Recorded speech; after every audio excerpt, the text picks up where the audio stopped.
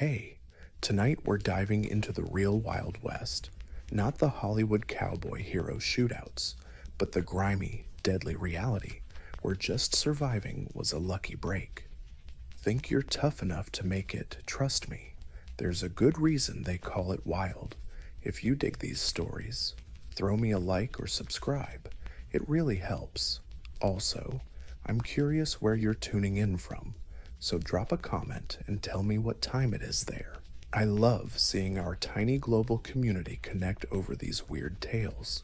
Now, dim the lights, turn on a fan for that soft white noise, and let's roll tonight's adventure why you'd probably die within a day out in America's wild frontier.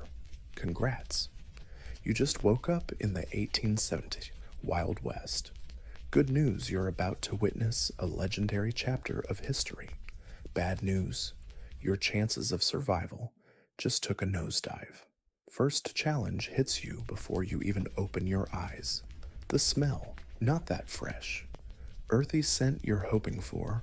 Nope. It's way worse, unwashed bodies, animal poop, and probably raw sewage stinking up the air. Bathing. Not a priority in the Wild West?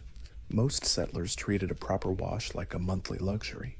Yeah, I'm being kind. Some didn't bathe all winter. Water was gold here, better saved for drinking and cooking than scrubbing yourself clean.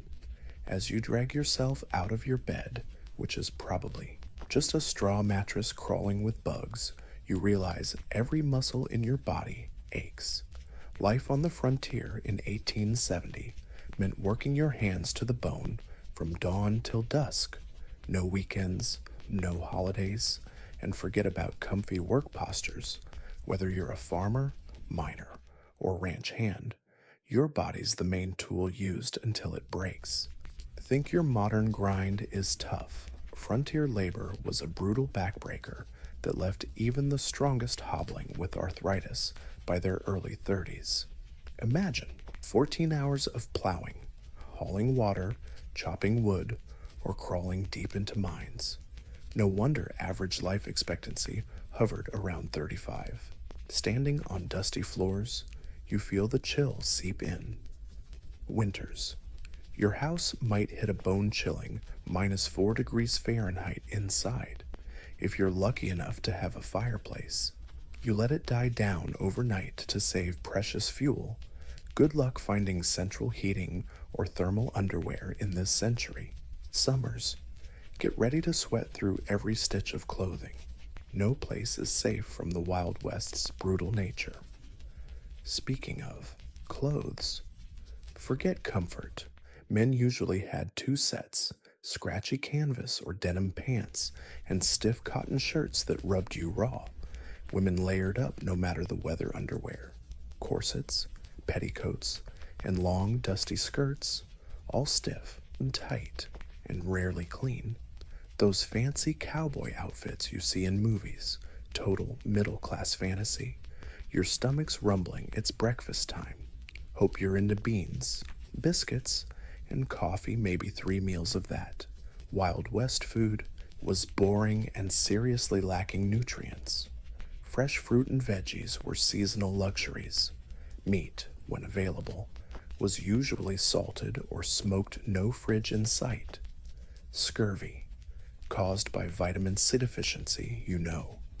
Bleeding gums and teeth falling out was common, though easily preventable with modern know-how.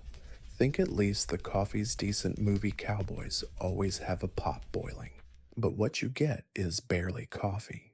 Usually, it's boiled until almost dry, bitter as hell, and sometimes mixed with crushed eggshells or salt to cut the bitterness. Still, caffeine keeps you awake, so you swallow without complaining. Before heading out, check your shoes for scorpions or snakes taking overnight naps. Frontier folks had a morning shoe-shaking habit, a lesson learned after too many painful bites. One wrong step, and a venomous snake bite could happen miles from the nearest help. Stepping out of your cabin, you instantly feel the vast emptiness. Sure, The frontier's wide-open landscapes are stunning, but they're unforgiving. Extreme weather can crash in without warning. Blizzards, tornadoes, flash floods, droughts all capable of killing the unprepared. The sky might be clear now, but that can change in minutes. If you choose to live in a frontier town, you might think it's a safe bubble of civilization. Partly true, but also a different kind of danger. Wild West towns were disease hotspots. No proper sewage system, no germ theory awareness sickness spread like wildfire. Cholera, typhoid, smallpox, diphtheria. Tuberculosis were constant threats. An outbreak could wipe out half a town in weeks. Speaking of towns, if you visited one today, you'd notice there was no organized planning. Many sprang up haphazardly, houses slapped together wherever there was space, rarely any serious infrastructure. Streets weren't paved, just dusty dirt paths.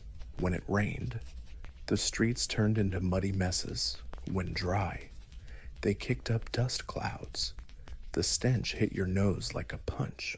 Horse poop everywhere, because horses were the main ride.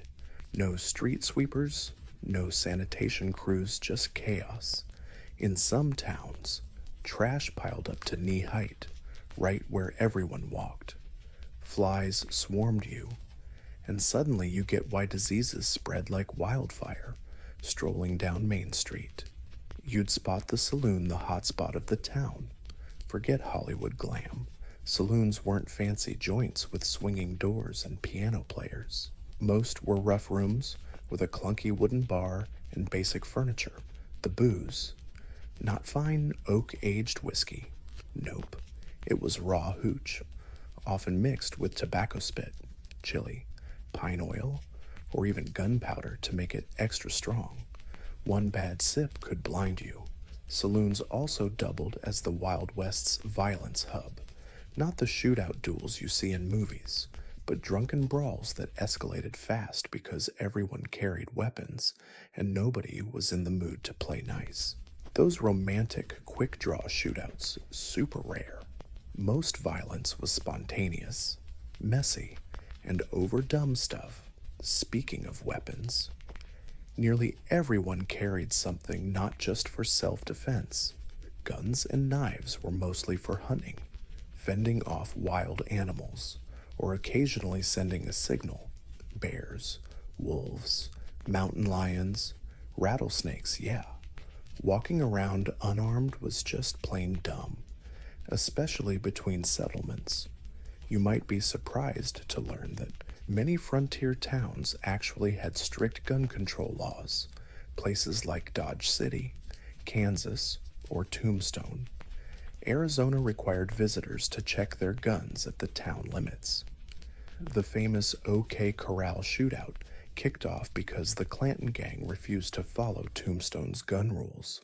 No matter how many cowboy movies you've seen, real public quick-draw duels were extremely rare. Most gunfire happened during ambushes or robberies. Those noontime sharpshooter standoffs Hollywood made those up. Real-life violence was sudden, chaotic, and had zero honor or fairness. Moving on, you'd swing by the local doctor's office. Medical care on the 1870s frontier. Brace yourself. Most doctors had zero formal training. Surgeries were done without anesthesia, just whiskey or morphine to dull the pain. Sterilization. Forget it. A simple infected wound could mean amputation or death. Common treatments included bloodletting and using mercury, arsenic, and other poisons that did more harm than good. Women giving birth in remote areas had a 1 in 4 chance of dying. Dentistry pulling teeth with no anesthesia, using crude tools. Folks suffered toothaches for years until they lost all their teeth. If you got hurt or sick on the frontier, survival was mostly luck, not medicine. Even small wounds could turn deadly from infection. Broken bones often never healed right. leaving settlers with chronic pain and disabilities. The saying, "only the strong survive," was literally true in the Wild West. Your stomach growls, you realize it's lunchtime. You drop into the local eatery, usually just someone's home, converted into a spot selling meals. Food wasn't much better than breakfast. Meat was tough and often spoiled, even smoked or salted. Vegetables were boiled to mush. Food safety standards non existent, so diarrhea and food poisoning were daily specials. While eating, you overhear gossip about recent Native American attacks, outlaw gangs, or warnings about how dangerous it is to travel alone. Native violence against settlers was much less common than movies suggest. In reality, settlers and the U.S. military were usually the aggressors, but the frontier was still a tension cooker. Forced native relocations sparked occasional violent flare-ups, and bandits, they were the real threat, especially in remote areas. Police were few and far between, sometimes just one sheriff responsible for thousands of square miles. In many places, justice was served by vigilante mobs, not courts. Lynchings were common, and innocent until proven guilty was often ignored. If you got accused of horse stealing or cattle rustling, you could be hanging from a tree before sunset, guilty or not, after lunch. You decide to hit the local general store for supplies. Prices would make your jaw drop. Basic necessities on the frontier cost way more than back east due to tough, expensive transport. A simple can of peaches might set you back the equivalent of $20 today. Most settlers spent nearly all their income on essentials, leaving nothing for fun or luxuries. The store also showed you another frontier, truth isolation. Mail was sparse and unreliable. Newspapers might arrive weeks or months late. News traveled slower than a turtle, and you could go a whole year without hearing from family back east. Many settlers never saw their kin again after moving west. The psychological toll of this isolation, sky-high rates of depression, booze addiction, and suicide among the border folks. As the afternoon drifts by, you spot dark clouds gathering on the horizon. Weather out here isn't just annoying, it can straight up kill you. No modern forecasts, so storms just crash the party uninvited. Blizzards trap travelers, freezing them to death. Tornadoes wipe out entire communities with zero rescue squads around. Flash floods sweep away wagon trains. Droughts kill crops and leave folks starving and thirsty. Fun times. If you're lucky enough to have a halfway decent house, well, it barely offers some shelter. Most border homes are slapped together fast with whatever's lying around dirt houses on the plains, log cabins in the woods, or simple wooden shacks in town. None of them stand a chance against brutal weather. Winters inside can dip below freezing. Summers bake you alive, especially up in the attic or second floor, where everyone crams in to sleep. When a storm's rolling in, you better hustle back to your cabin before it hits. On your way back, you run into a bunch of guys heading to the local mine. Mining's one of the deadliest gigs on the frontier. Collapsing tunnels, toxic gases, botched dynamite blasts, and machinery accidents claim countless lives. Miners also catch chronic diseases like black lung from coal dust or mercury poisoning from gold mining. Even if you dodge mining, no job on the frontier is truly safe. Farming means wrestling with dangerous tools as sans safety gear. Ranching, you're handling 100-pound beasts that can kill you in a heartbeat. Logging, one of the highest death rates around. Whatever you pick, the odds of getting hurt or killed are way higher than today. You reach the cabin just as rain starts pouring, the roof's leaking all over the place. So you set buckets to catch the drips. Hey, at least it's a good chance to fill your water jugs. Clean water's rare and precious. Many folks out here drink from the same source they use to wash or water livestock. So yeah, waterborne diseases can go from annoying to deadly real quick. Sitting in the leaky cabin, listening to the rain. You think about how different reality is from the romanticized Wild West image. No heroes or villains here, just people barely hanging on in brutal conditions. Anyone who survives is proof of human grit and stubbornness. Night falls early since there's no electricity. Candles and oil lamps cast a dim, flickering light, and you have to be super careful with them. Fire's the constant nightmare out here. One stray spark could burn the whole place down. And guess what? No fire department to save you. Plenty of towns have burned down at least once in their history. You get ready for bed, exhausted after a day in the Wild West. Muscles ache, stomachs upset from weird food, minds tense from constantly watching your back just to survive. As you drift off, you wonder if you'll make it through tomorrow or just become another grim stat in the frontier's death toll. The wind howls outside the cabin like a creepy reminder of how tiny and fragile humans are against the vast wild tomorrow. If you're lucky enough to still be breathing, will bring the same old challenges and probably some new ones you haven't even dreamed of. Out here, survival isn't a given. It's something you claw out day by day, hour by hour, through hardships modern folks can hardly imagine. Morning light sneaks through the cracks in the cabin walls, nudging you awake from a restless sleep. Light seeps through the gaps in the cabin walls, pulling you from fitful sleep. Your body aches from a mattress hard as a rock, but there's no time to whine. The Wild West waits for no one. As you stand, memories of yesterday's harsh frontier life flood back, and you wonder what fresh hell today will bring. Say you decide to leave town today and head into the wilderness. Whether you're journeying to another settlement, joining a wagon train heading west, or just exploring, traveling in the 1870s is nothing like what you know. The good news, the Transcontinental Railroad is finally done, linking the east and west coasts of America. The bad news, unless you're loaded or hopping between big cities, forget it. You can't afford it.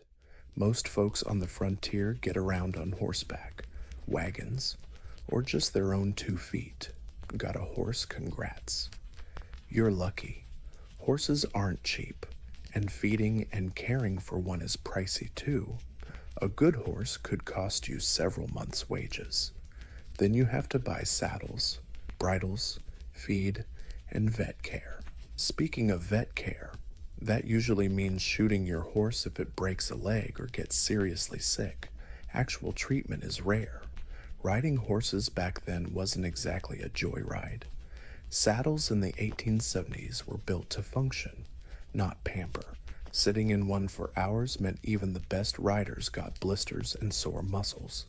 And if your horse freaked out over a snake or some random noise which happened all the time, you'd probably fly off, break a bone or worse, out in the wilderness far from any help. If you couldn't afford a horse, you'd probably hitch a ride on a wagon. Forget that romantic image of happy pioneers rolling cheerfully across untouched prairies. Riding in a wagon was a total nightmare. These things had zero suspension, just a wooden wheel with a tiny bit of give so every rock, pothole, and hole in the road was like a personal massage from hell. The constant rattling made everyone carsick, like seasickness but on wheels, leaving travelers nauseous and miserable. Roads, mostly just dirt tracks left by whoever went before when it rained. Those tracks turned into mud baths swallowing wheels whole when dry. The dust was so thick you could barely breathe or see. Wagons broke down all the time, cracked wheels, snapped axles often miles from the nearest town. Let's say you decided to head straight to California or Oregon. You joined the westbound wagon train on the famous Oregon Trail. This 2,000-mile slog was one of the deadliest challenges of the 19th century. Out of about 400,000 brave souls trying it between the 1840s and 1860s, 1 in 10 didn't make it. The Oregon Trail was basically America's longest graveyard. Some historians estimate 10 to 15 people died every single mile. Think about that there was a grave every 350 feet along the entire 2,000 miles. The path was lined with makeshift crosses and tombstones, many without names because families had to bury loved ones quickly and keep moving. Disease was the biggest killer on the Oregon Trail. Cholera, a nasty bacterial disease spread by dirty water, was a horror show. It caused violent diarrhea and vomiting, draining people so fast they could be fine at breakfast and dead by dinner. No cure, no mercy. Some wagon trains lost dozens in a single cholera outbreak. Other diseases like dysentery, typhoid, and mountain fever also wiped out countless lives. Kids were especially vulnerable. Many families lost several little ones on the journey. Medical care was basically folklore and bad home remedies that often made things worse. Crossing rivers was another deadly headache.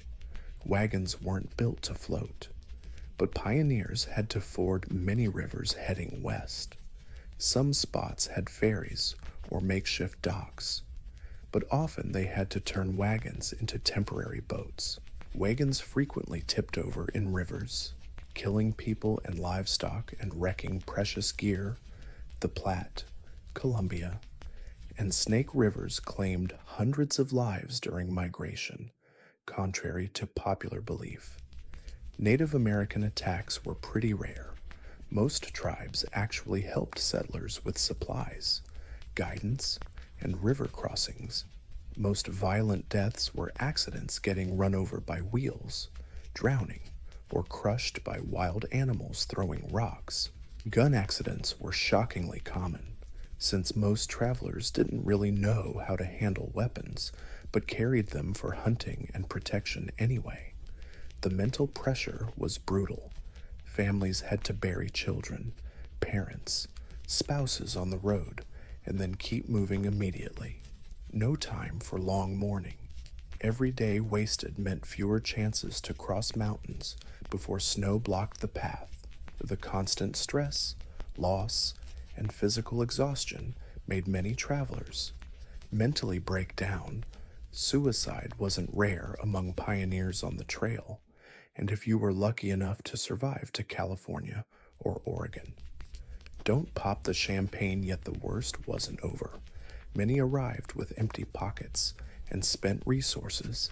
Families showed up poor, hungry, sick, and then found out the promised land was full of harsh realities.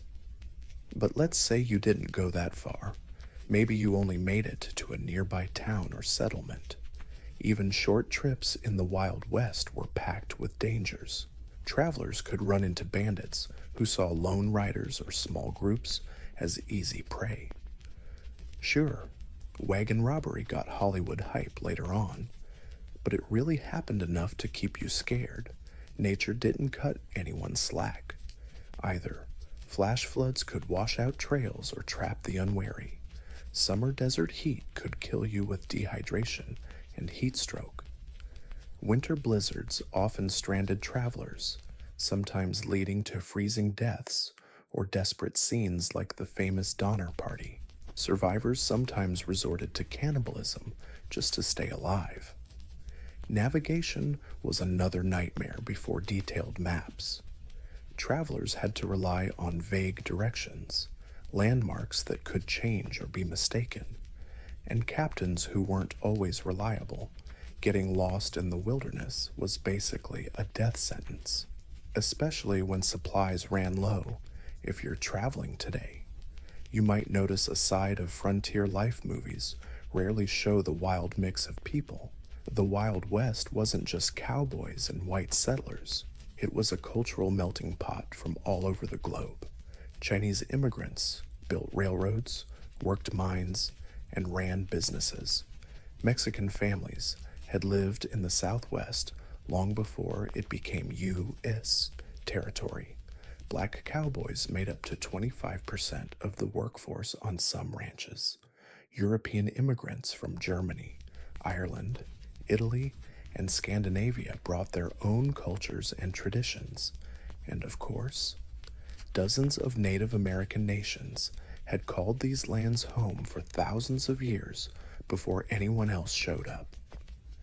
But diversity didn't mean equality or harmony, racial violence. Just another day at the border. Chinese railroad workers got the short end of the stick, brutal discrimination, stuck with the sketchiest jobs, and paid less than white folks, Mexican landowners. Their properties were snatched away through shady legal tricks or outright theft after the U.S.-Mexico War. African Americans moving west, hoping to escape Southern racism. Surprise border prejudice was still alive and kicking, just in a different flavor. They played a big role in ranching, mining, and building communities, but were still regularly shut out from economic chances and social acceptance. For Native Americans, white expansion was an unfixable disaster. North America's indigenous population, once around 15 million, plummeted to fewer than 300,000 by 1900. Disease, war, forced relocation, and the destruction of food sources, especially buffalo-devastated tribes. The U.S. government's policy systematically shoved natives off their ancestral lands into reservations, often barren, resource-poor scraps. Treaties got broken whenever precious resources popped up on reservation land.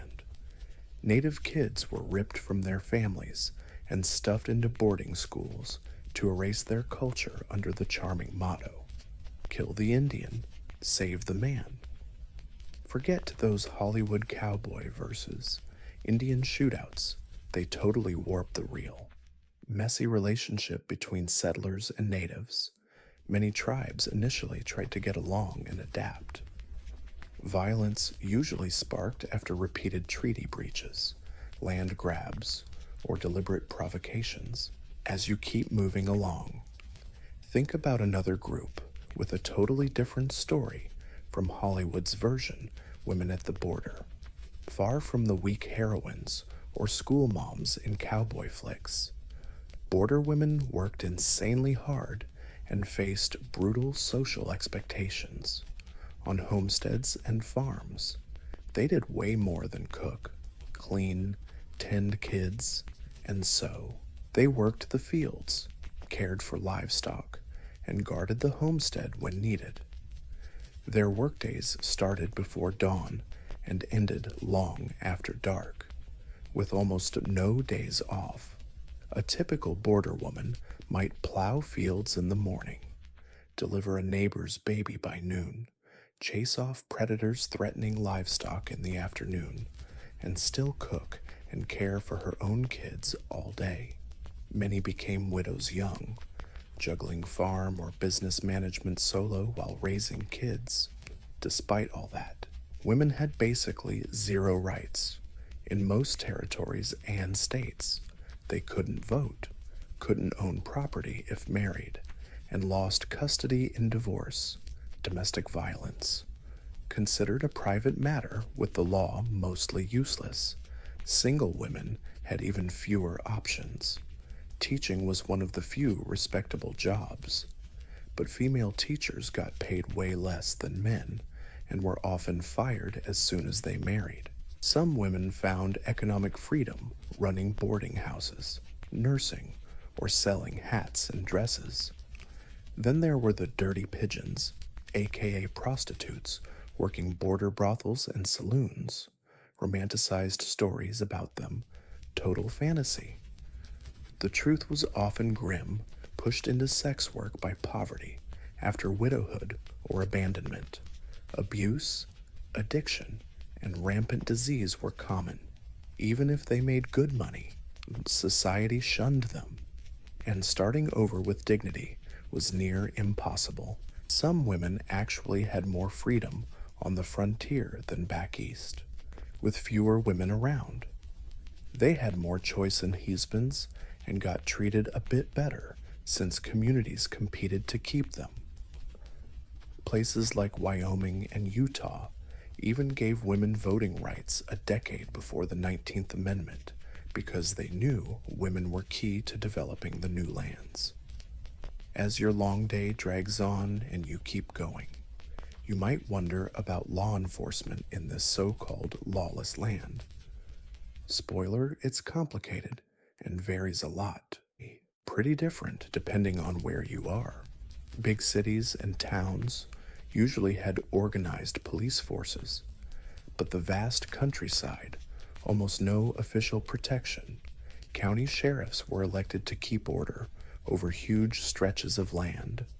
A sheriff might be the only lawman for thousands of square miles, so regular patrols forget it. They relied heavily on appointing civilians as deputies in emergencies, forming posse groups to hunt criminals or handle violence. Town marshals. They only handled things inside town limits. A few deputies worked in more populated areas. These jobs were dangerous and low-paying, attracting all sorts from dedicated public servants to power-hungry wannabes, famous lawmen like Wyatt Earp, sometimes on duty, sometimes tangled in shady stuff. Federal agents had power across states and territories, but were few and far between. They handled big cases like counterfeiting, mail robbery, or federal crimes, and those legendary cowboy cop stories, mostly Hollywood fantasy. The whole one guy brings law to chaotic frontier towns thing, mostly just Hollywood stuff, out in the sticks. Justice was more about informal community action than real laws. Groups of locals formed to handle threats when official cops were MIA or just plain useless. Sometimes they kept the peace. Sometimes they just stirred up prejudice, personal grudges, or mob violence, quick-draw shootouts. That's a later invention. Most border violence was boring, spur of the moment, and pretty common, usually fueled by booze, bar fights turning deadly, family violence. Land or livestock disputes were way more common than dramatic street shootouts. Punishments back then were brutal by today's standards. Hanging was the go-to penalty for murder, rape, and sometimes theft, especially if you stole horses or cattle. Jails existed but were basic, with high death rates from disease, violence, and awful conditions. Many communities preferred quick executions over expensive long-term incarceration. As dusk fell, when night fell, you had to find a place to crash. If you were lucky, you'd stumble on a town with a hotel or inn. Forget luxury. The frontier's idea of a hotel room was bare bones. Think a simple bed, probably crawling with bed bugs, a wash basin with a water pitcher, maybe a chair, bathrooms out back, shared by all guests. Privacy.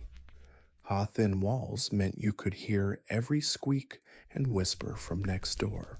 In busier spots, you might even have to share a bed with a stranger, totally normal during peak season when space was tight.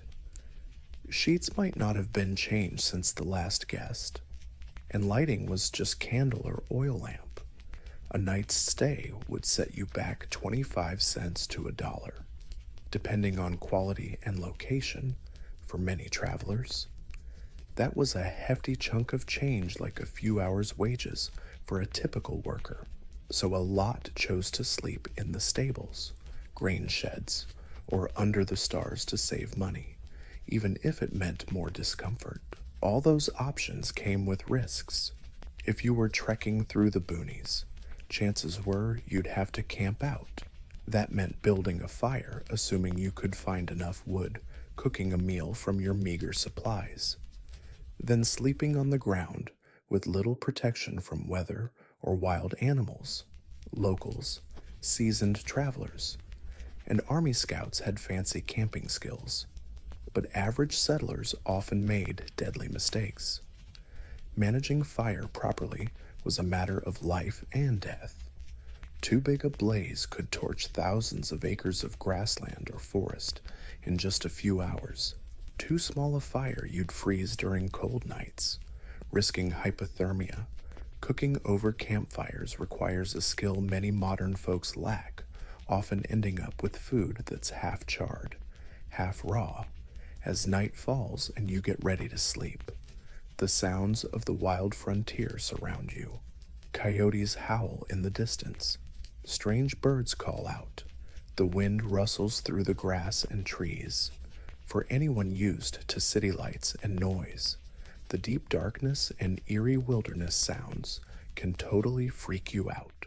Many folks slept poorly on the frontier, not just because of physical discomfort, but due to the fear of unseen dangers lurking in the dark. Native attacks, while rare, usually happened at dawn when everyone was fast asleep and most vulnerable. Predators like wolves, bears, or mountain lions might sneak into camps looking for a midnight snack. Venomous snakes and scorpions sought warm spots to rest, sometimes crawling right into a sleeper's blankets, even without real threats present. The constant stress of staying alert wore people down. Frontier diaries often talk about exhaustion, not just from hard labor, but from the mental strain of being on edge 24/7. Modern folks, used to locked doors, alarms, and crowds, would find sleeping on the frontier downright terrifying. As you drift off, you replay the day's journey in your head. Traveling the Wild West was nothing like the shiny, romantic movies that came later. It was exhausting, dangerous, and downright miserable, way more than most modern people could handle. The necessary skills from navigating without maps to emergency repairs and safe gun handling took years to master. Mistakes often meant death. The darker the night, the louder every little sound became. Tomorrow promised fresh challenges. If you survived the night, maybe you'd reach your destination, or you'd end up an anonymous roadside grave. Just another statistic in the deadly saga of westward expansion. The Wild West showed zero mercy for the weak and gave no second chances. Every day you survived was a win against brutal odds. A new day dawns on the frontier, and you made it through the night that alone was an achievement in the Wild West. Rubbing your eyes and stretching sore muscles, you wonder where today's borderland experience will take you. Maybe you'll try your luck in a booming mining town, where money supposedly flows faster than lightning. You've heard about the California gold rush, Nevada's silver mines, and the mining booms in Colorado. Stories of ordinary folks striking gold as big as chicken eggs and getting rich overnight brought hundreds of thousands west. But those tales don't tell you about the brutal reality waiting for wannabe prospectors. Say you decide to give mining a shot. What's it really like first? You gotta stake a claim, find a patch of land no one's registered yet, but might have minerals. Easier said than done by the 1870s, since all the prime spots were already snapped up. If you're lucky enough to find a promising spot, you have to register your claim at the nearest government office and pay fees that can be pretty steep. Then the real grind begins, one of the toughest jobs you can imagine. With placer mining panning for loose gold in streams, you're hunched over for hours in freezing mountain water, sifting through gravel with a pan or sluice. Your hands crack and bleed from constant contact with water and rough rocks. Your back aches like you've been bent in half, and after all that effort, you might only find a few tiny flakes of gold worth barely anything. If you go for hard rock mining digging ore veins inside mountains, the danger level shoots way up. Drilling tunnels in unstable rock without modern safety gear or engineering knowledge meant frequent collapses that crushed miners on the spot. Poor ventilation shafts, filled with deadly gases like carbon monoxide, odorless, but instantly lethal, suffocated miners without warning. Using explosives like black powder or dynamite to break rock was insanely risky. Miners often lost fingers, hands, eyes, or their lives when explosives went off too soon or flying rocks hit like bullets. The constant blasts and vibrations left many permanently deaf, even if they dodged immediate accidents. The long-term damage was brutal. Miners inhaled fine rock dust daily, leading to silicosis, a painful lung disease that slowly chokes the victim. Mercury used in gold processing also caused nerve damage, tremors, and mental decline. Those working in copper or lead mines absorbed toxic metals that built up in their bodies, causing chronic illness and early death. The mining industry in the 1870s basically had zero safety regulations or oversight. Mine owners cared only about profits. Worker health, well, just wait till you drop dead. Accidents were just routine. Medical care for injured miners was scarce and usually useless. A serious injury meant your mining career and livelihood were over, with no compensation or support. So with all those risks and hardships, what was the payoff despite the myth of lucky miners? Most barely earned enough to live by the 1870s. They worked for big mining companies instead of striking out on their own, making $2 to $3 for brutal 10 to 12-hour days. Studies show shopkeepers, bartenders, and prostitutes often made more money than the miners, the very people whose dreams kept those frontier mining towns alive. Speaking of mining towns, they were famous for one thing: trouble. Picture a community mostly made up of young, single men doing dangerous work, with very few women, families, or any civilized institutions. The booze consumption was off the charts. The average miner drank way more than your typical American today. Violence was everyday life. Fistfights, stabbings, and gunfire were common. Hygiene in mining camps was terrible, with no planning or infrastructure. Human waste and trash piled up on streets and in ditches. Typhoid, cholera, and dysentery spread like wildfire. In those conditions, during hot months, the stench was unbearable, and clouds of flies buzzed everywhere, carrying disease from filth to food. If you were lucky enough to find precious ore, you still had to turn it into cash. Western banks at the time were primitive and often preyed on folks. Many mining towns didn't even have banks, forcing miners to carry piles of gold dust or ore, making them prime targets for robbery. Some saloons and general stores bought gold, but always at way below market value, taking advantage of miners' limited options where banks did exist. They operated with almost zero regulation or oversight. Bank failures happened all the time, often wiping out customers' life savings without warning or recourse. Lots of bankers were just con artists setting up shops, taking deposits, then vanishing overnight with everything. Paper money wasn't backed by the federal government, it was issued by private banks, and its value swung wildly based on the bank's reputation. Counterfeit cash was everywhere, and even savvy traders got fooled by the sophisticated fakes. The safest money was gold or silver coins. But carrying real cash made you a robbery target, maybe after thinking through the dangers and disappointments of mining. You decide to try your luck with cattle ranching. The cattle industry was booming in the 1870s, with East Coast cities hungry for beef opening opportunities on the frontier. Surely this was a healthier, more profitable gig. In reality, ranching avoided some of mining's worst health risks, but brought its own set of dangers and headaches. Starting a farm takes big bucks. Land, cattle, gear, and buildings all cost a fortune. Tons of dreamers end up drowning in debt, buying every shiny thing, and betting their future on good weather and market luck. Spoiler alert, nature doesn't care about your plans. Drought can dry up grass and water, leaving ranchers staring at starving cows or forced to sell dirt cheap.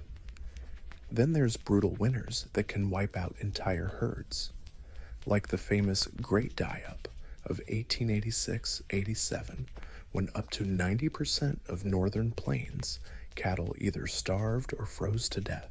In freaky extreme weather, diseases could wipe out herds in a flash, blowing up a rancher's life savings. Texas fever, anthrax, and other infections had zero cures back in the 1870s. Predators like wolves and mountain lions kept chomping on livestock, especially defenseless calves. Poisonous plants, quicksand patches, and injuries also cut down herd numbers. The legendary cattle drives hundreds of miles to the railhead weren't romantic adventures, but brutal nightmares. Cowboys back then weren't the slick movie stars, but scrappy young laborers, pulling 20-hour days for peanuts, napping briefly on horseback while herding thousands of cattle through hellish terrain. These trips were a constant nightmare. Crossing rivers could turn deadly in minutes if the herd panicked, drowning cows and cowboys alike. Stampedes. Just a stray lightning bolt or snapped branch could trigger thousands of 1,500-pound beasts into an unstoppable fury. Cowboys caught in a stampede often got trampled to death. Life as a cowboy was way less glamorous than Hollywood would have you believe. Most earned about $30 a month for backbreaking. Dangerous work, mostly young poor guys, usually teenagers with zero options. A fair chunk were black, Mexican, or mixed, facing all kinds of discrimination that shut doors elsewhere. Food on the trail was mostly beans, salted pork, and hardtack fresh stuff was a luxury. Medical care. Just some folk remedies the trail cook knew. Work injuries often went untreated until folks were near death. Lots of cowboys died young from injuries, the weather, or violence, so ranching wasn't exactly a career highlight. What about farming, Growing stuff, the most basic human hustle, seemed stable and less risky. The 1862 Homestead Act opened up the western lands, handing out 160 acres free to anyone willing to live on and improve it for 5 years. Sounds like a sweet deal, right? A chance for the poor to grab land and make something of themselves. Reality was way harsher. 160 acres sounds like a lot, but in dry areas, that patch barely fed a family. Eastern farming methods didn't work on parched land with a fraction of the rain they were used to. Many settlers had zero clue how to farm in a dry climate. Starting a homestead on the frontier was a brutal physical battle. First job, build a house, usually a sod house made by cutting and stacking thick layers of turf right on the open prairie. These sod houses were dark, damp, leaky when it rained, full of bugs and snakes, and needed constant repairs or they'd collapse. Then came breaking the land for planting. Prairie sod was held tight by roots that had been growing for centuries, hard as hell to plow with the settlers' lousy tools. Sometimes it took a whole year just to prep a few acres. The hard labor wrecked many settlers' health for good. Once planted, farmers faced all kinds of disasters. Drought could kill crops before harvest. Heavy rains washed away seedlings or flooded fields. Early frost could wipe out plants right before picking. Locust swarms, straight out of the Bible, devoured every green thing and even the tools left behind in the fields. Disease hit farmers hard too, but the consequences were especially brutal, with little community support and no help. Sickness during planting or harvest seasons could mean starvation. Women often had to work the fields while heavily pregnant or just days postpartum, risking everything because the work couldn't wait. Farm accidents were common and often fatal. Homemade or faulty tools caused injuries. Panicked animals trampled their caretakers. Even a successful harvest could be deadly. Many died, trapped in grain bins, suffocating in loose grain, or crushed when weak storage buildings collapsed under the weight. The isolation of frontier farms messed with people's heads big time. Neighbors could be miles apart, only dropping by occasionally. Women especially suffered this loneliness, sometimes going weeks without talking to anyone outside their family. Depression, like anxiety, and the so-called prairie madness hit many, sometimes driving them to run away or suicide. For those tough enough to stick it out and actually harvest crops, economic hurdles still loomed large. Getting produce to market was tough and expensive. No refrigerators meant perishable goods had to be sold fast or preserved somehow. Big ag companies and railroads used their muscle to keep crop prices low and shipping costs high, squeezing independent farmers from both ends. By the 1870s, another option popped up on the frontier: wage labor in growing towns and industries. Probably a safer, steadier gig than risking it all on mining, ranching, or farming. Working for someone else spared you from some of the nastiest physical dangers and financial risks of freelancing, but it wasn't exactly a walk in the park. Industrial safety standards, almost non-existent.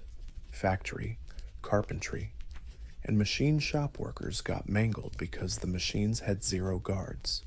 Construction workers were building taller and taller structures without harnesses or helmets, leading to plenty of fatal falls. Railroad work was especially brutal. Track layers had barely any gear, worked in harsh conditions, and faced crazy high injury and death rates. Injuries and deaths from accidents, heat stroke, and exhaustion were common. Chinese workers who built most of the transcontinental railroad got stuck with the most dangerous jobs, like handling unstable explosives to blow up mountains. The workday was a marathon by modern standards, 10 to 12 hours, 6 days a week. Pay was laughably low, barely enough to scrape by. Child labor was everywhere. Kids as young as 8 or 9 worked alongside adults and got hurt even more because they were smaller and clueless. Workers had almost no legal protection. Employers could fire you for no reason, cut your pay on a whim, or just not pay you at all, complain or try to organize for better conditions, and bam, you were blacklisted. No one would hire that troublemaker again. Company towns where one boss owned all the houses and stores were common in mining and logging areas.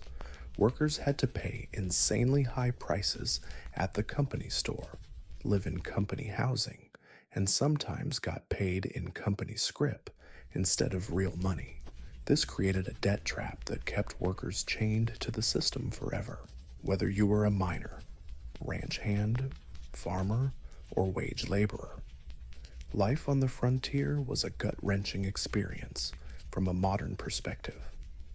The weirdest part, their relationship with time, not the precise, second by second clock watching we're glued to now, but a flexible reality ruled by daylight, seasons, and natural rhythms. No electric lights meant folks woke up with the sun and crashed right after it set. Active hours stretched and shrank with the seasons. Work wasn't an 8-hour shift. It was whatever the task demanded: plowing fields, herding cattle, or mining. During harvest or roundup season, people could work from dawn till dusk for days straight. Winters gave rural workers downtime because fields were resting and cattle needed less care. The concept of being on time so crucial now meant Jack squat on the frontier, with few clocks and no need for exact timing. People lived by rough schedules. Horse-drawn wagons and later trains started bringing more precise timing to the West. But aside from that, morning or after dinner was good enough to mark most times. Entertainment and relaxation. Forget today's Netflix marathons. After a long, grueling day, most frontier folks didn't have the energy for anything complicated. Gathering around the campfire to tell stories or play simple card games was the evening's highlight.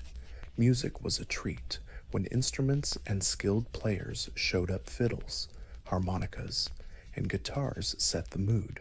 They also busted out the instruments for social dances. Books were rare treasures, shared communally. One book might get read aloud to the whole neighborhood or passed house to house till it fell apart. Newspapers, if you had them, were read over and over.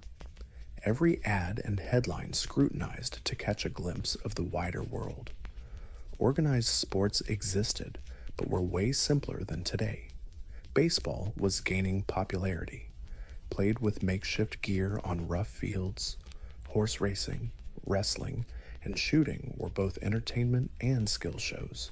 Kids played games that needed little to no equipment tag, hide and seek, and stickball variants using whatever was handy. Holidays and community festivals were huge deals, the rare chance to gather and have fun.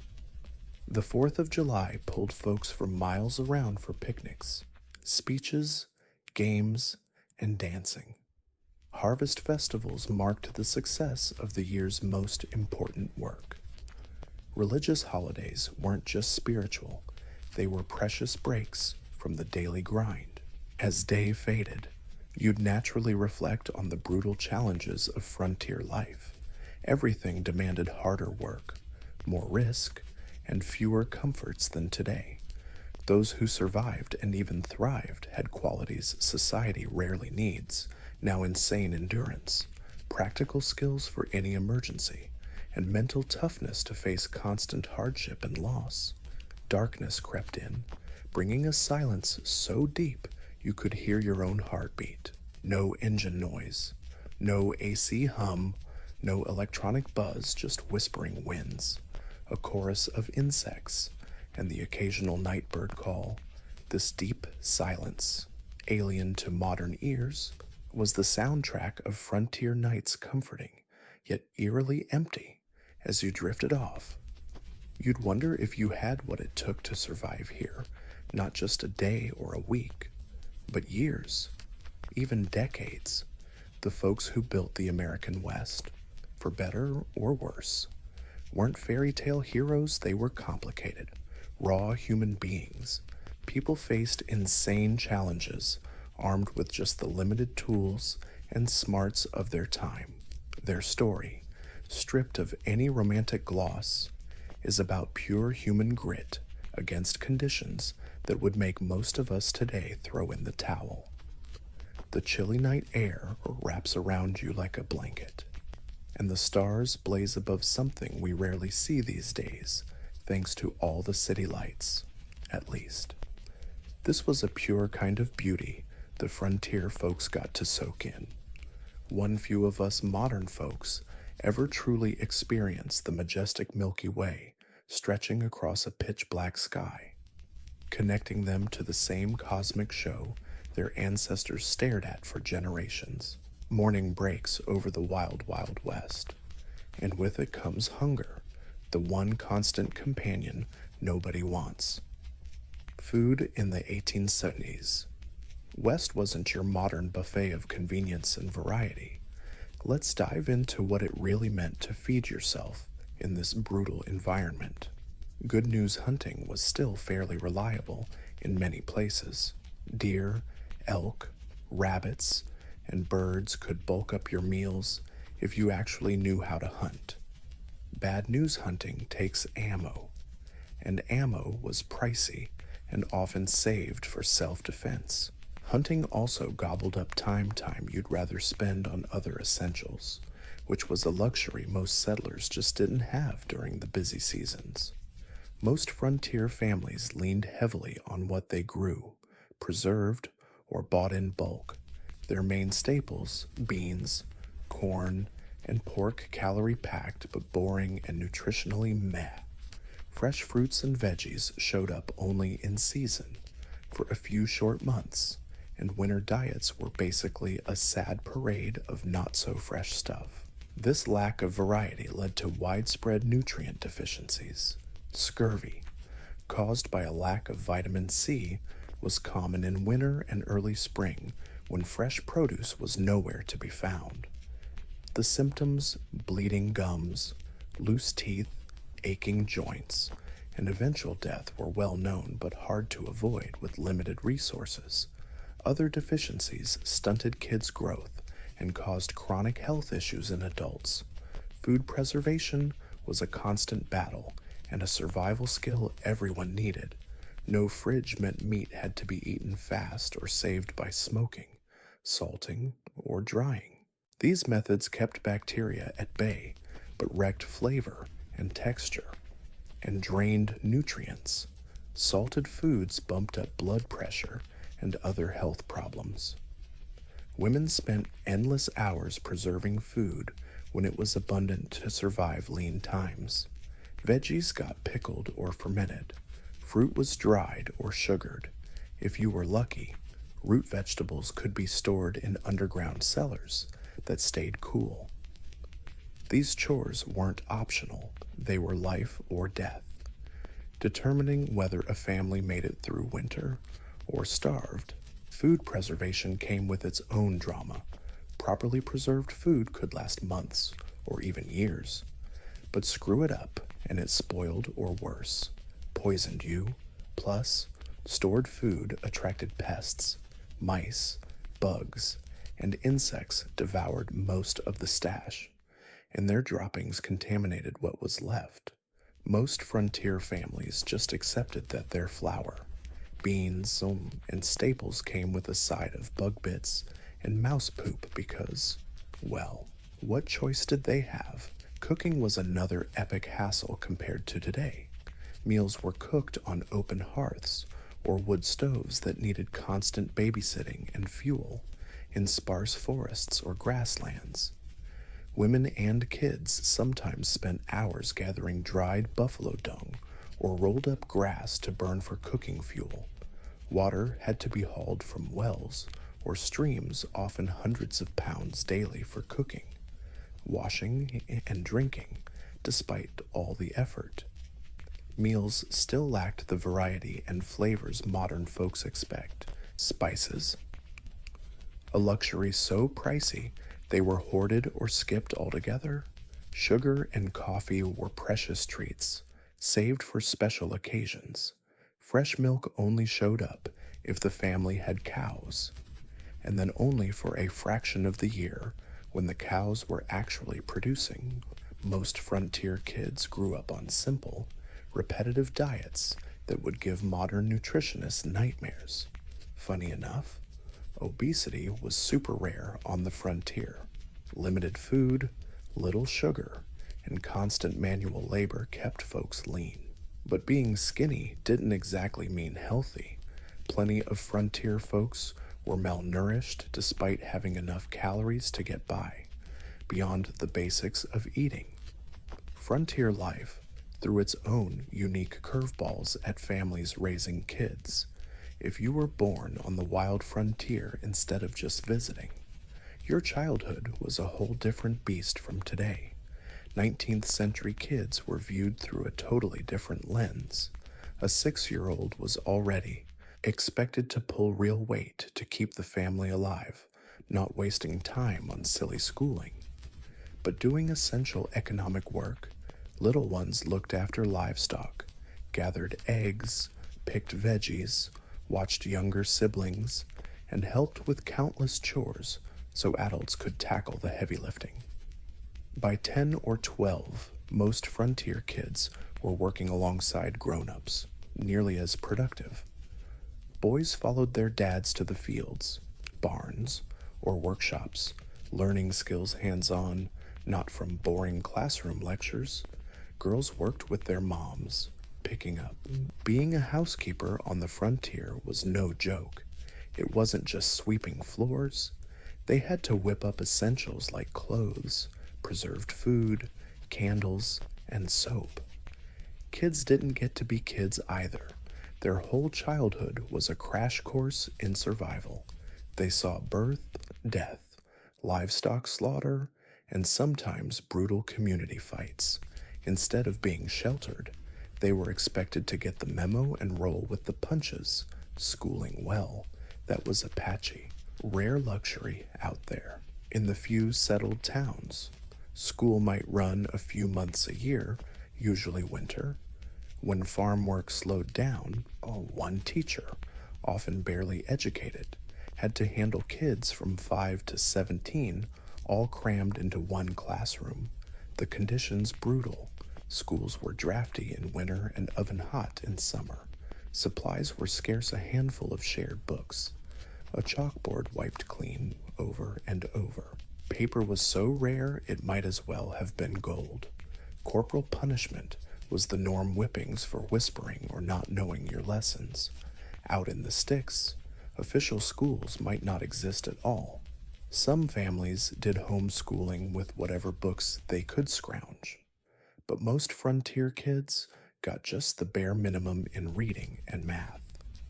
If that, their education was mainly practical, like how to read weather signs, track wild animals, prep the soil, treat common injuries, and a million other survival skills. Child mortality was sky high. About a quarter of kids didn't make it to adulthood, mostly in the first 5 years, thanks to diseases modern medicine wipes out easily today. Measles, diphtheria, scarlet fever, whooping cough, they either killed kids or left them maimed for life. Accidents took plenty more lives because child safety was a foreign concept back then. Surviving meant accepting risks. The emotional toll of all that death on kids and parents, hard to wrap your head around now. Most kids grew up watching siblings die, one by one. Parents accepted the loss and often reused kids' names if an older child died early, a practice that sounds weird today, but just shows how death was part of everyday life. Nothing shows the gap between frontier life and modern times clearer than medical care. If you got sick or hurt in the 18th West, modern healthcare was a fantasy. First off, real doctors were almost non-existent. Many communities had none. The few practitioners around had minimal training, like a few months on the job or some brief medical school. Their knowledge was stuck in the past, relying on now outdated theories about bodily humors that sound more medieval than modern. Without real doctors, most health issues were handled with folk remedies and traditional medicine. Every community had a healer, usually a woman famous for her cures, mixing traditions from all sorts of cultures. Some herbal stuff worked, but a lot of it was useless or downright harmful. Popular treatments included bloodletting, which just made already weak patients weaker, purges that caused severe diarrhea, supposedly to flush out bad humors, and poultices on wounds that often caused infections instead of preventing them. Laudanum, an opium-based painkiller, was widely used, leading to plenty of addiction cases. Mercury was prescribed for all sorts of ailments, despite being toxic. Even when meds worked a bit, no regulations meant strength varied wildly and often contained dangerous impurities. Many so-called miracle cures were basically just booze, making you drunk enough to forget the pain temporarily, but never actually fixing the problem. Surgery on the frontier, a disaster. No real anesthesia, just whiskey, opium, or cheap booze, leaving patients screaming in agony. Sterilization was a joke or non-existent, so post-op infections were common. Amputations were the go-to treatment for bad wounds, done with saws and knives that might get a quick wipe, but never a real scrub down. Childbirth was even worse, a brutal reality check between frontier and modern medicine. Women usually gave birth at home, helped by a midwife if they were lucky, or just female relatives otherwise. No prenatal care meant complications often popped up during labor, breech births, massive bleeding, and emergencies that modern medicine handles daily often ended with mom, baby, or both dying. Maternal mortality on the frontier was about 1 death per 100 births, 100 times higher than in today's developed countries. Pregnant women lived in fear this might be their last ride. Men's diaries and letters from back then are full of heartbreaking tales about raising kids alone after their wives died in childbirth. Poor nutrition, backbreaking work, no preventive care, and primitive medicine was made for a grim health outlook. It was more like today's developing countries than modern America. Life expectancy at birth was under 40, and if you somehow made it past childhood. Chronic illness usually hit before 50, besides the physical hardships. Frontier life meant brutal isolation and disconnection, something modern folks, used to instant global chatter, would find totally unbearable. This isolation deeply shaped the frontier's mindsets and culture. Staying in touch with family or friends far away was limited by how fast horses and wagons could move. Letters took weeks or months if they even arrived. News traveled slow and was often unreliable, getting twisted like a bad game of telephone. Big events might not reach remote areas until months later. This info gap created a hyper-local worldview, where distant happenings seemed abstract and totally irrelevant compared to the crises right outside your door. Isolation hit hardest those used to more stable environments. Women, who grew up surrounded by close friends and family networks, were often left alone for days or weeks when their husbands went off for supplies or work. Their diaries frequently mention a crippling loneliness and mental strain from having no adult to talk to for long stretches. This loneliness sometimes spiraled into what folks called grass madness, severe depression, anxiety, and occasional psychosis caused by a mix of isolation, nonstop labor, and harsh conditions. Some went violent toward family or took their own lives. Others just packed up and headed back east, unable to handle the mental toll of frontier life, even in more stable communities. Social ties were limited by practical barriers. Visiting a neighbor often meant walking miles each way, not exactly a quick coffee drop-in when your transportation options are walking or horseback. Formal social gatherings were rare, usually tied to church services, seasonal festivals, or community events like barn raisings or harvest celebrations. Churches played a huge role beyond just spiritual stuff. They were social hubs, schools, and community help centers. Even the least religious folks joined church activities just to stay connected. Religious leaders, pastors, priests, or preachers wore many hats beyond sermons teachers. dispute judges, and community organizers. Building these community institutions marked big milestones in taming the frontier. Building schools, churches, or town halls showed a commitment to stick around, not just exploit and run. These institutions turned mining camps and trading posts into towns with shared identity and future. Establishing local governments, even if clunky, marked the shift from frontier chaos to stable community. Frontier folks also developed mutual aid and collective action out of pure necessity to survive harsh conditions. Teaming up to build barns or houses helped families tackle big projects no one could do solo. Harvest crews moved from farm to farm, making sure crops got in before bad weather destroyed them. Search parties sprang up when kids went missing. These cooperative traditions reflected the brutal reality no one, no family, could survive alone on the frontier. This community dependence ran alongside the rugged individualism that later got romanticized in frontier legends. Both were necessary responses to tough conditions, self-reliance to survive day to day, and community cooperation to handle challenges too big for one person. The tension between these values shaped frontier culture and still colors how Americans view government, community, and personal responsibility as another day in the Wild West winds down.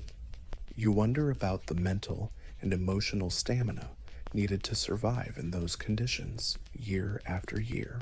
The people on America's frontier weren't superheroes. They endured, struggled, and sometimes broke under relentless pressure, but many adapted and persevered, developing skills and outlooks that helped them find meaning and even joy in hardship. Darkness closes in around you, bringing the deep silence of a pre-industrial night. The day's experiences gave you a glimpse into a world both familiar and utterly alien, a place where survival demanded constant vigilance. Comfort was rare, and luxury almost unheard of, where death was a daily companion, not some distant stranger. As sleep edges closer, you wonder about those who chose this life or had it thrust upon them. What pulled them west? What got them through blizzards, droughts, sickness, and loss? What would they think of the world their struggle helped build a safer, fuller place far beyond their wildest dreams, built on the sweat and endless sacrifice they poured in? Those questions follow you into dreams, where endless grasslands stretch out, mountains piercing the sky, and the faces of those taming the Wild West, not with romantic shootouts, but with the quiet heroism of daily grit against colossal challenges. Their story, stripped of Hollywood gloss and frontier myths, proves human adaptability and the extraordinary courage of ordinary folks facing extraordinary odds. Dawn breaks on your last day in the Wild West. As golden light spills over the landscape, you take a moment to appreciate the raw beauty that pulled so many westward, dangerous and tough as it was. The frontier still boasted jaw-dropping natural beauty, grasslands stretching like oceans, mountains stabbing the sky, canyons so deep they swallow the earth whole. At least this beauty wasn't some Hollywood special effect. But even this relationship with nature was way different from today's green mindset. Frontier thinking saw nature mostly as a resource to conquer and exploit, not preserve or protect.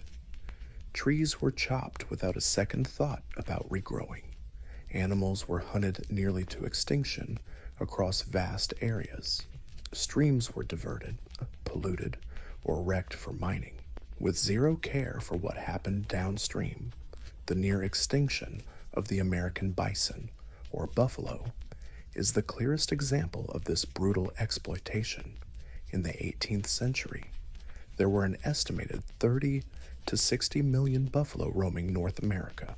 By 1884, fewer than 1,000 left. This disaster wasn't just about hunting for meat or hides.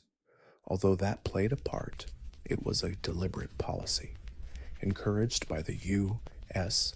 government, aimed at cutting off the main food source of native tribes on the plains, forcing them onto reservations. General Philip Sheridan, a key military leader in the wars against the Plains tribes, reportedly said, "Let them kill, skin, and sell until the buffalo are exterminated. That's the only way to bring lasting peace and allow civilization to advance." Whether he actually said those exact words or not, they perfectly capture government policy at the time. Destroying the buffalo herds was environmental warfare meant to break native resistance by wiping out their way of life. For native nations across the West, white expansion was an apocalyptic disaster, not just physical displacement, but the collapse of economic systems, spiritual practices, and cultural identities tied deeply to specific lands and resources. Though there were moments of trade and cooperation at first, by the 1870s most tribes faced brutal choices: imprisonment on reservations, fighting hopeless battles, or cultural assimilation. The reservation system itself was cultural genocide. Native children were forcibly taken from families and sent to boarding schools designed to kill the Indian. Save the man. Captain Richard H.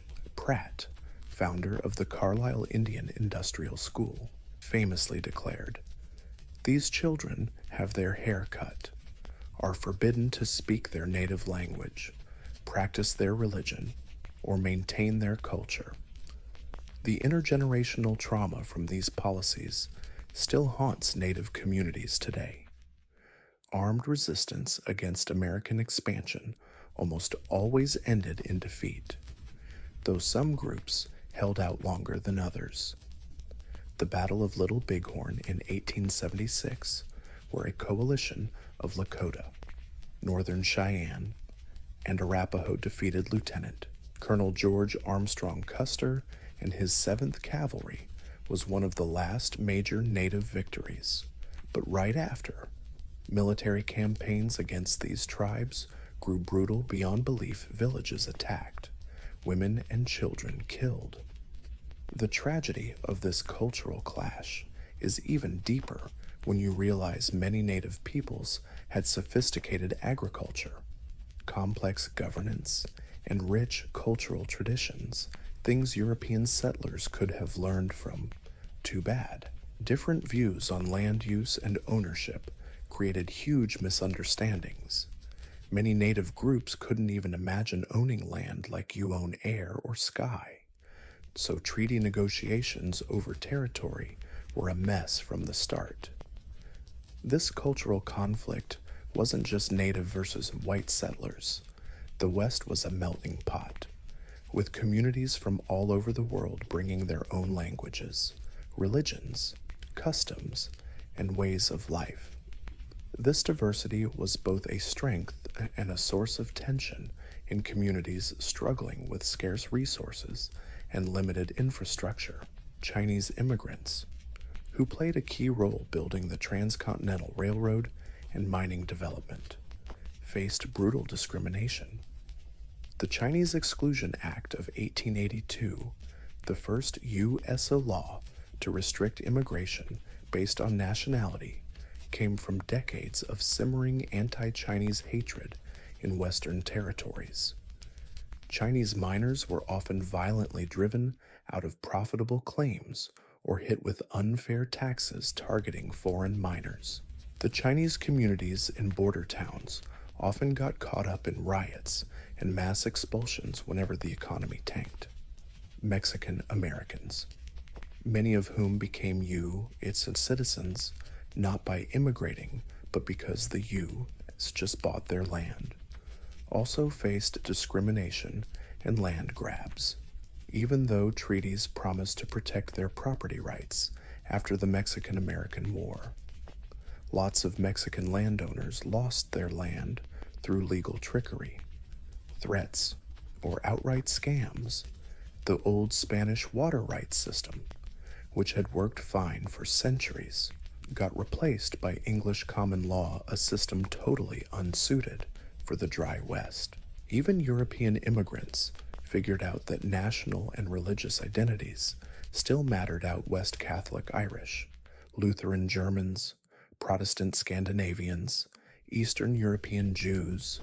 Each group stuck to their own neighborhoods and clung tightly to their hometown customs. These communities helped each other survive, but also sometimes became targets of nativist backlash whenever the economy or social tensions flared up. African Americans moved west after the Civil War, hoping to escape Southern oppression, but they ran into all kinds of new discrimination. Black cowboys made up about a quarter of the workforce on some ranches, but barely got a mention in records or the cowboy legends later on.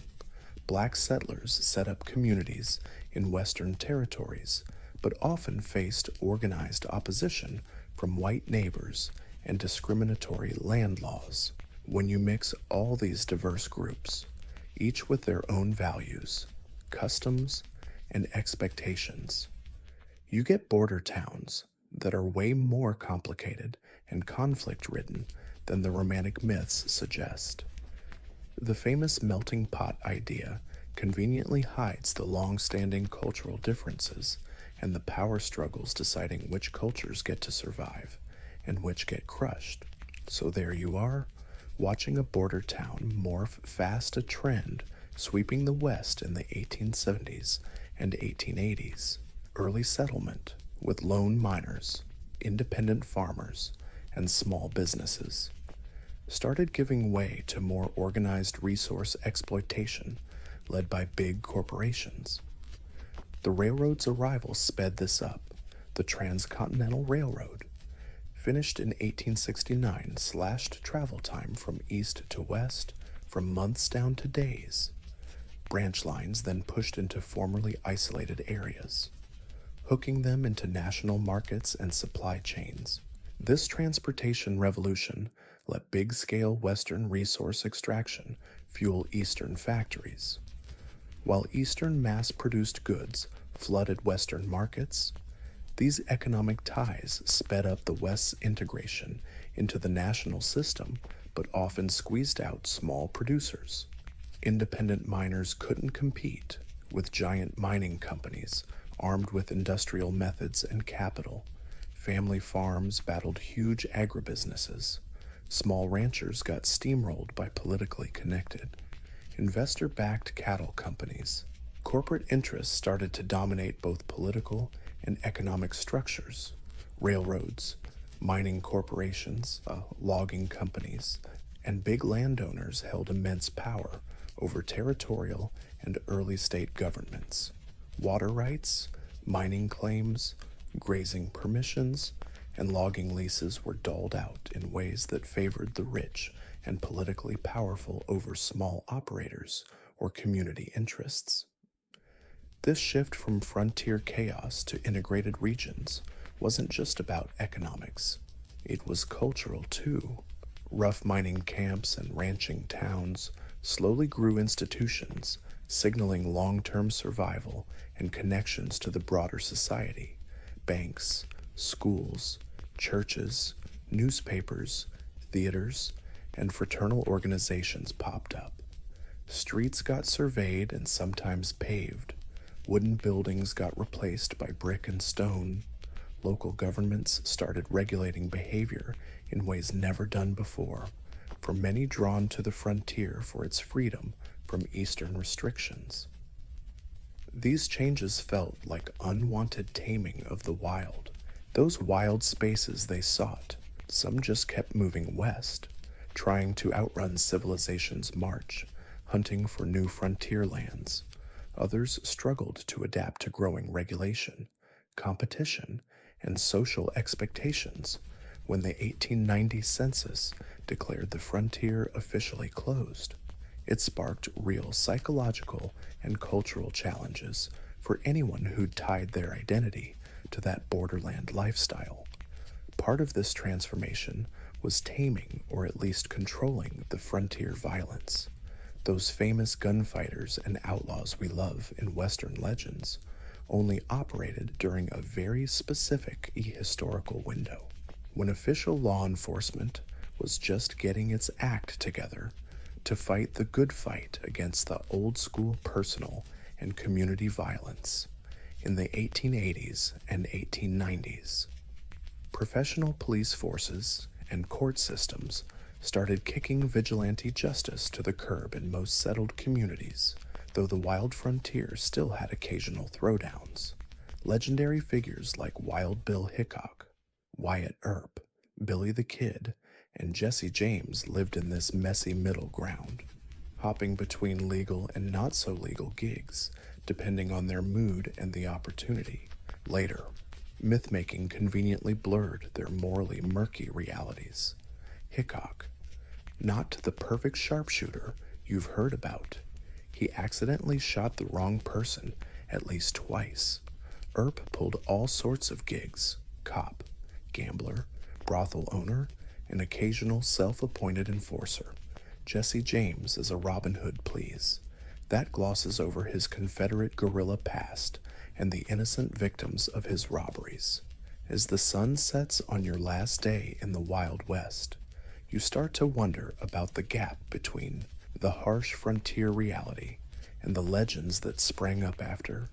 Why are Americans, and honestly, the whole world, so hooked on this romanticized version of a brutal era?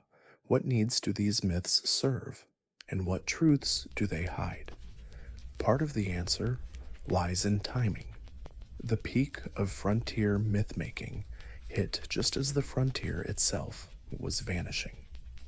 Buffalo Bill Cody's Wild West shows kicked off in the 1880s, staging battles with Native Americans and fake stagecoach robberies for East Coast audiences, even as railroads, telegraph lines, and official governments were folding the West into mainstream American society.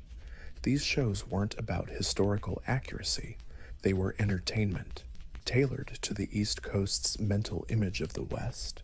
Cheap dime novels pumped out exaggerated tales of Western heroes, written not on the frontier but in Eastern publishing houses by authors who probably never left their desks.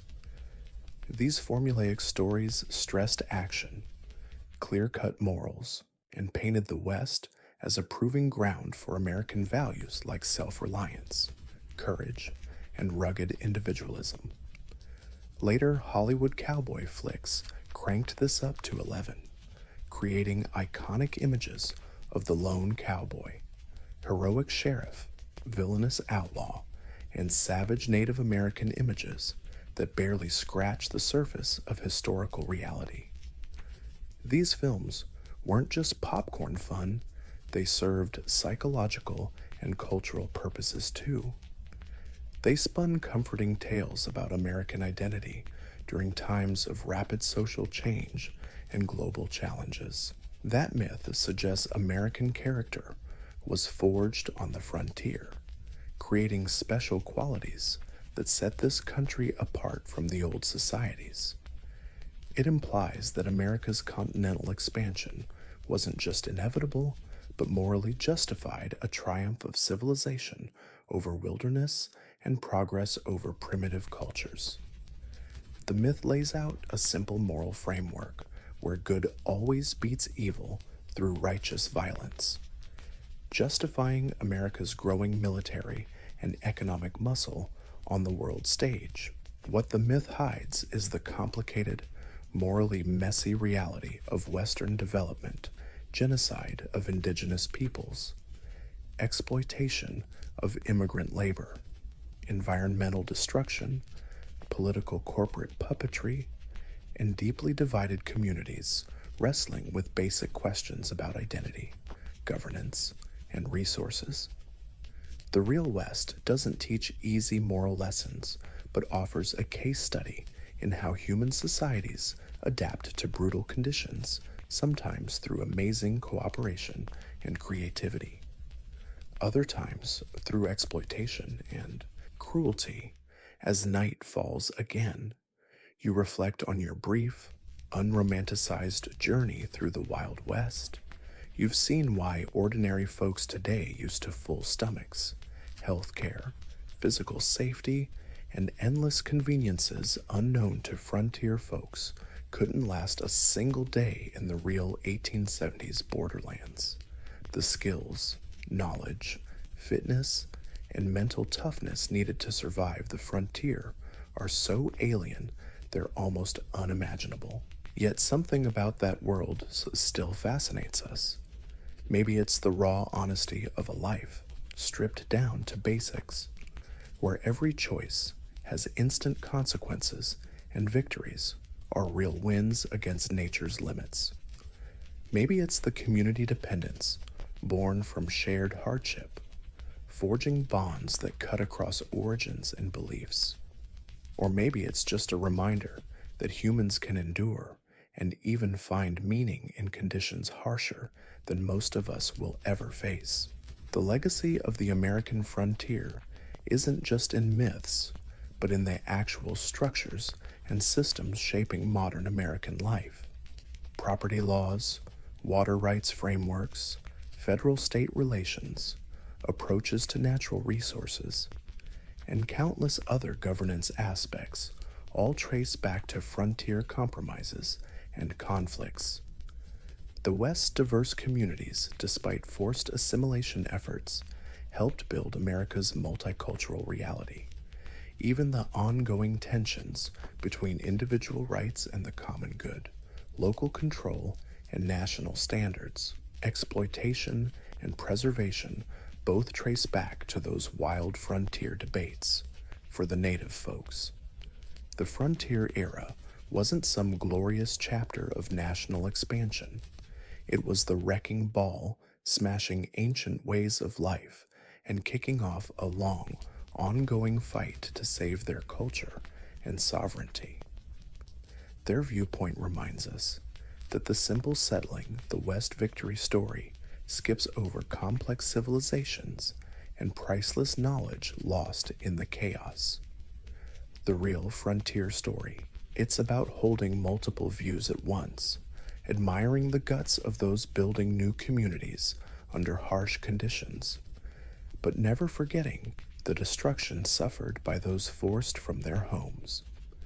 As you drift off on your last night in the Wild West, imagine the sounds of old America surrounding you, wind whispering through prairie grass, wolves howling in the distance, and maybe some faint piano tinkling from a dusty saloon. At least this sensory trip connects everyone who lived through that era, no matter their background. The vast sky, brutal weather, epic landscapes, and deep silences left their mark on everyone who showed up, creating a shared bond with nature. Even amid cultural clashes, tomorrow, you'll return to the modern world with a sharper understanding of this crucial chapter in American history from now on. Watching cowboy flicks or reading frontier novels won't fool you with their polished, simplified versions of a messy reality. You'll appreciate the insane convenience and safety of modern life, the product of tech leaps that frontier folks couldn't even dream about. Maybe you'll realize how much practical know-how got lost as societies specialized and tech took over the frontier survival skills of self-sufficiency building, fixing, farming, preserving, and making do with barely any outside help. Most importantly, you'll get that the real Wild West story isn't about shootouts or gold rushes. It's about everyday battles fought by regular people men, women, kids from all walks facing insane challenges with almost nothing in their corner. Their story, no Hollywood hype, was packed with real courage, tragedy, creativity, conflict, teamwork, cruelty, and kindness enough to fill endless history books. Their legacy lives on in the communities they built, the environmental changes they sparked, the cultural patterns they shaped, and the legends born from those experiences. The real Wild West has long vanished, transformed by tech, population growth, economic integration, and environmental shifts into today's West, packed with cities, suburbs, highways, and carefully managed landscapes. But the echo of frontier life still lingers in regional identities, local traditions, land use patterns, and governance structures. Memories of that formative era keep shaping how Americans see themselves and their nation's growth, even as scholars and communities work to replace simple myths with a fuller, more accurate history as you finally let yourself fall asleep. The line between past and present blurs. The challenges border communities faced, juggling scarce resources, building diverse communities, and balancing personal freedom with the common good still matter today, just in new forms. Environmental limits, like managing scarce resources, building communities among diverse groups, and balancing individual freedom with the common good. Those challenges still ring true today, just in new forms. Maybe the biggest legacy of the frontier experience isn't a set of answers, but a pile of questions about human adaptation, community building, and our relationship with nature, questions every generation must tackle as times change. The stars above shine bright, the same ones that guided the travelers across the plains, helped farmers pick planting times, and comforted far from home settlers missing familiar landscapes. In this timeless moment, you catch a fleeting connection with those who looked up at the same constellations a century and a half ago, wondering what tomorrow would bring in a world where survival was never guaranteed. Still, life, with all its harshness and beauty, was lived with an intensity rarely matched by today's comfy modern world. Eventually, sleep comes, carrying dreams of a West both brutal and breathtaking, where human fragility and endurance stand side by side, where diverse peoples clashed and sometimes cooperated to shape a nation, and where daily survival battles contained moments of transcendent connection with a jaw-droppingly majestic landscape. The real Wild West, no romantic gloss, opens a window into the rawest human experience, challenging, terrifying, and sometimes downright extraordinary.